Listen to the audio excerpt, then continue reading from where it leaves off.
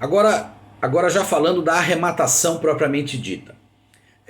O artigo 892 diz que, havendo, portanto, alguém que venceu essa licitação, esse leilão, o pagamento deverá ser feito de imediato pelo arrematante por depósito judicial ou outro meio eletrônico. É muito comum que o arrematante faça um depósito eletrônico na conta do leiloeiro, da empresa leiloeira, e a empresa leiloeira providencia o depósito judicial do valor. Então, é fundamental que o arrematante imediatamente conclua a arrematação, depositando o valor que então será revertido ao fórum. Uma questão interessante.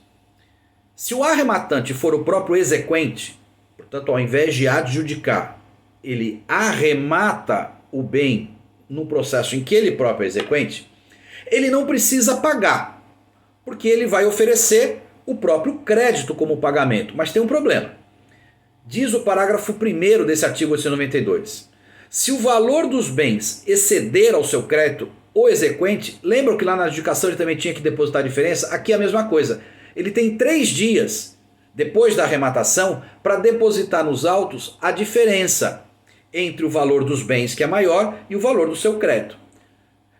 Sob pena dessa arrematação se tornar sem efeito. Então, o exequente tem a possibilidade de, no leilão, arrematar o bem, utilizando-se o seu crédito e, eventualmente, se o valor do bem arrematado for maior que o seu crédito, ele tem 3 dias para fazer esse pagamento no depósito judicial da diferença.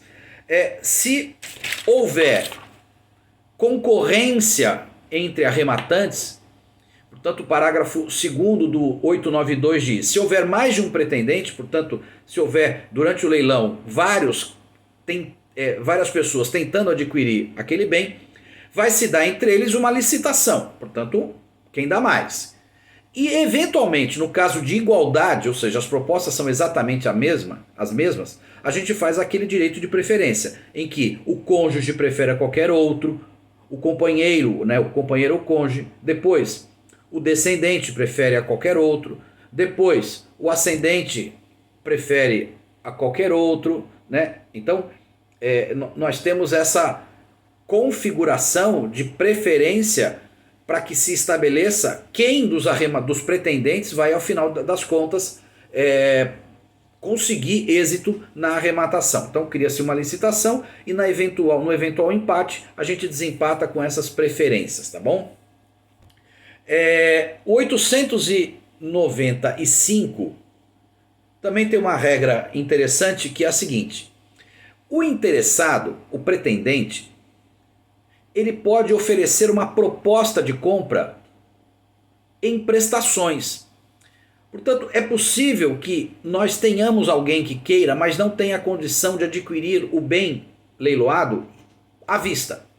O 895, portanto, permite, dizendo: o interessado em adquirir o bem penhorado em prestações poderá apresentar por escrito uma proposta. Então ele tem que apresentar uma proposta de compra, já que ele não vai conseguir arrematar de uma só vez, da seguinte forma: até o início do primeiro leilão, uma proposta em valor não inferior à da avaliação.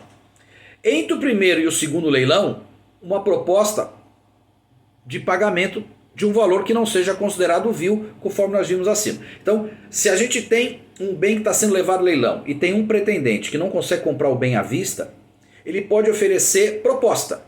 Até o primeiro leilão, a proposta não pode ser inferior ao preço da avaliação. Aí ele vai dizer em quantas vezes quer.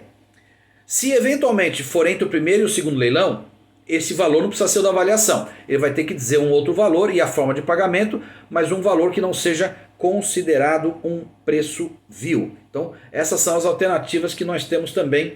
Ele vai ter que fazer, portanto, uma petição com os elementos da proposta. E há uma exigência no parágrafo 1º de que essa proposta ela tem que prever pelo menos 25% à vista. No mínimo 25% à vista.